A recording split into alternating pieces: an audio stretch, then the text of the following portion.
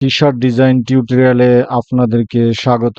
আজকে আমরা দেখব পিকলুমেন এআই ইউজ করে কিভাবে টি-শার্ট ডিজাইন তৈরি করা যায় ইলাস্ট্রেটরের সাহায্যে। তার জন্য আমাদের পিকলুমেন এআই তে লগইন করে নিতে হবে। তার জন্য আমাদের পিকলুমেন এআই লগইন করে নিতে হবে। এটার উপরে আমার চ্যানেলে একটা ডেডিকেটেড টিউটোরিয়াল দেওয়া আছে পিকলুমেনের উপরে।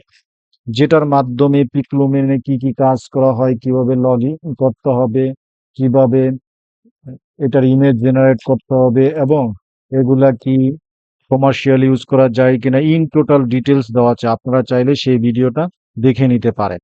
তো আজকে আমরা যেটা করব পিকলুমেন এবং ইলাস্ট্রেটরের সাহায্যে টি-শার্ট ডিজাইন করব। তার জন্য আমরা ক্রিয়েটে চলে আসব। ক্রিয়েটে আসার পরে এই জায়গায় একটা প্রম্পট দিতে হবে। আমি প্রম্পটটা লিখে রাখছি, পেস্ট করে দিলাম। আপনারা চাইলে এইটা কপি করে দিতে পারেন বা আপনারা চেঞ্জ করে নিতে পারেন।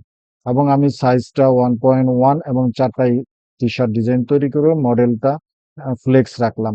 আপনারা চাইলে অবশ্যই ওই ভিডিওটা দেখে নিবেন। পিকলুমের উপরে ডেডিকেটেড একটা ভিডিও আছে যেটাতে ডিটেল সব দেওয়া আছে। সো আমি এখন জেনারেটে ক্লিক করলাম, কারণ এই জায়গায় শুধু আমি টি-শার্টটা দেখাচ্ছি যে টি-শার্টটা কিভাবে তৈরি করা হয় সেটা একটু টাইম নেবে। এবং এই টি-শার্ট গুলা আপনারা চাইলে বিভিন্ন মাইক্রোস্টক সাইটে আপলোড দিয়ে একটা পেসিভ ইনকাম করতে পারেন এবং যে কোনো কমার্শিয়াল পারপাসে এই ডিজাইনগুলো আপনারা ব্যবহার করতে পারবেন এবং সেল দিতে পারবেন। কোনো ক্লাইম ইস্যু আসবে না।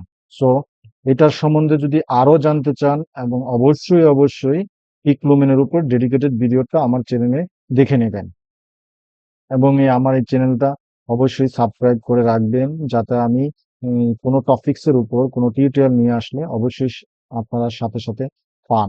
তার জন্য আমার ইমেজ টি শার্টটা জেনারেট হচ্ছে এই যে এই 4টা ডিজাইন আমাকে করে দিছে পিকলুমেন টি শার্টের উপর।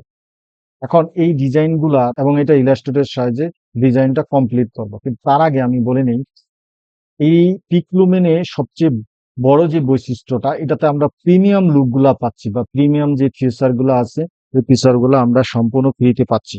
সো এই 4টা ডিজাইন আমাদের, তো আমি এই একটা ডিজাইন নিয়ে নেই, এই জায়গা থেকে ডাউনলোড নিয়ে দিব।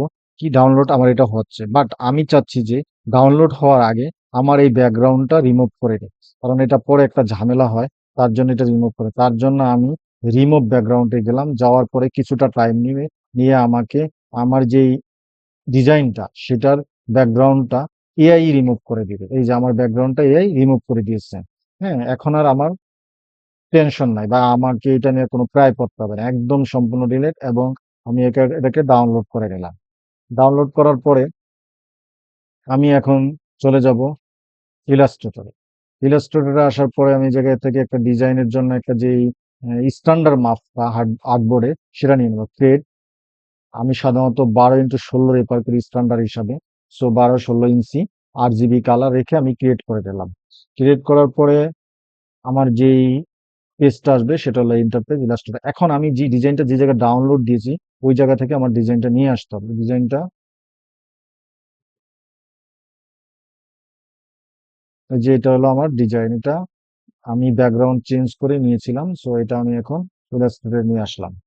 হ্যাঁ, আমার এই ডিজাইনটা এখন চলে আসলো এবং কিবোর্ড থেকে শিফট এবং আল্টা একসাথে চেপে কাউজের মার্সার নিয়ে আমি এটাকে ছোট করে নিলাম। যদি আমি শুধু মাউজের কার্সার দিয়ে টানি তাহলে ডিজাইনটা এলোপাতাড়ি হয়ে যাবে। সো এই জন্য এখন এই ডিজাইনটার কি করতে হবে, এই ডিজাইনটাকে অবশ্যই আমাদের ভেক্টর করতে হবে। টি শার্টের ক্ষেত্রে সাধারণত ডিজাইন আমাদের ভেক্টর করতে হবে। ভেক্টর করার জন্য আমরা উইন্ডোতে যাব। উইন্ডোতে আসার পরে যে ইমেজ ট্রেস অপশনটা, এই ইমেজ ট্রেসে ক্লিক করব। ক্লিক করার পরে আমাকে যেটা করতে হবে যে এই জায়গায় যে মুড আছে মুডটাকে ব্ল্যাক অ্যান্ড হোয়াইট রাখলে, হ্যাঁ, এই জায়গায় যে মুড আছে মুডটাকে যদি আমরা ব্ল্যাক অ্যান্ড হোয়াইট রাখি সেক্ষেত্রে যেটা হবে যে আমার ইমেজটা এবং বা ডিজাইনটা ব্ল্যাক অ্যান্ড হোয়াইট হবে। সো আমরা এই মুডটাকে চেঞ্জ করে কালারে দিব। কালারে দিলে আমার এটা যা যেরকম আছে সেরকম হবে। এবং প্রিভিউতে ক্লিক করব। প্রিভিউতে ক্লিক করার পরে একটু টাইম নেয়, নেওয়ার পরে আমার এটা ভেক্টর হয়ে যাবে। ভেক্টর এই যে এখন কমপ্লিটলি এটা ভেক্টর হয়ে গেছে। এখন এটা আমি ডিলিট করে দিব। ডিলিট করে দিলাম। এখন এটাকে আমার আনগ্রুপ করতে হবে। আনগ্রুপ আনগ্রুপের আগে যেটা করতে হবে আমার এক্সপান্ড করে নিতে হবে। এক্সপান্ড, এবং এটাকে আনগ্রুপ করবো। আনগ্রুপের পরে আমি ব্যাকগ্রাউন্ডটা এটা রিমুভ করে দিলাম। ওকে, এখন এটা রিমুভ হয়ে গেছে। রিমুভ হওয়ার পর আমি কন্ট্রোল প্লাস চেপে একটু বড় করে নিলাম। দেখেন এই জায়গায় আমার যে আরো কিছু প্রবলেম হয়েছে, সেটা হলো আমার এগুলা কিন্তু প্রয়োজন নাই। এটা আমি ডিলিট করে দিলাম এবং এটা আমি ডিলিট করে দিলাম। আর এই জায়গায় একটা আছে, এটা দেখা যাচ্ছে না ওইভাবে। তারপর আহ, আমি এটাকে আরটু বড় করে নিই। বড় করার জন্য কন্ট্রোল প্লাস, অবশ্যই কন্ট্রোল প্লাস দিতে হবে। দেওয়ার পরে আমার এটা সিলেক্ট করে ডিলিট করে দিলাম, এবং এই যে হোয়াইটটা আছে হোয়াইটটা আমি ডিলিট করে দিলাম। এখন আমি যদি ম্যাজিক টুল দিয়ে নিতে যাই, তাহলে অনেক হোয়াইট, এই জায়গায় হোয়াইট গুলো ডিলিট হয়ে যাবে। সো তার জন্য এটা করছি না, আমি সিলেক্ট করে করে এগুলা ডিলিট করে দিলাম। ওকে, ডিলিট হয়ে গেল। এবং আমি কিছু মডিফাই তো করবো। তার জন্য আমি কিছু ডিলিট করে দিব, যেমন এটা আমি রাখবো না। এটা আমার প্রবলেম করতেছে ডিজাইনটার জন্য, এফেক্টটা ভালো হচ্ছে না ডিজাইনের, তার জন্য। এবং এইটা আমি যে রাখবো না, এটা ডিলিট করে দিব। হ্যাঁ, এবং এইটাও আমি রাখবো না, ডিলিট করে দেবো। সো এইগুলা মোটামুটি ডিলিট হয়ে গেল। এখন যেটা করতে হবে আমাকে, কালারটা দেখেন যে এই কালারটা কিন্তু ফেটে গেছে, কারণ ব্যাকফিল করার ফলে কালার ফেটে যায়। রাস্টার ইমেজের ব্যাকফিল করলে কালার ফেটে যায়। এখন এটাকে আমার যেটা করতে হবে, আমার কালারটা চেঞ্জ করে নিতে হবে। কালারটা চেঞ্জ করে নিলে আমার যে ফাটাটা এটা আর থাকবে না। তার জন্য আমাকে ম্যাজিক টুল নিতে হবে। ম্যাজিক টুল নিয়ে সিলেক্ট করলাম ইউলোর উপরে। সব জায়গায় যে ইউলো গুলা আছে সবগুলো সিলেক্ট হয়ে যাবে। শুধু আইড্রপটা নিয়ে আসলাম, আইড্রপে ক্লিক করলাম। ক্লিক করার পর আমার ইউলো গুলা এখন অ্যাকুরেট হয়ে গেছে, এবং ইউলো চাইলে এখন আমি কালারটা হালকা চেঞ্জ করে দিতে পারি। ওকে, চেঞ্জ করে দিলাম। এখন কমপ্লিট ইয়েলো গুলা, যে ফাঁকা প্রবলেম ছিল এটা ঠিক হয়েছে। এখন আমার আরো কালার আছে, তার জন্য আবার ম্যাজিক টুল নিয়ে আমাকে রেড এর উপর ক্লিক করলাম। সম্পূর্ণ রেড গুলা, যেহেতু রেড আছে এই ডিজাইনের, সব সিলেক্ট হয়ে যাবে। সিলেক্টের উপর ক্লিক করে এবং আইড্রপটা ওই রেডের উপর রাখবো। রাখার পরে এবং আমি চাইলে এই কালারটা আবার এই জায়গা থেকে আমি চেঞ্জ করে দিলাম, বা হালকা করে দিলাম বা চেঞ্জ করে দিলাম, যেটাই থাকে। ওকে, গাঢ় করে দিলাম। এখন আর কি কালার আছে, আমাকে এই কালারটা চেঞ্জ করতে হবে, কারণ এই কালারটাও ফেটে আছে।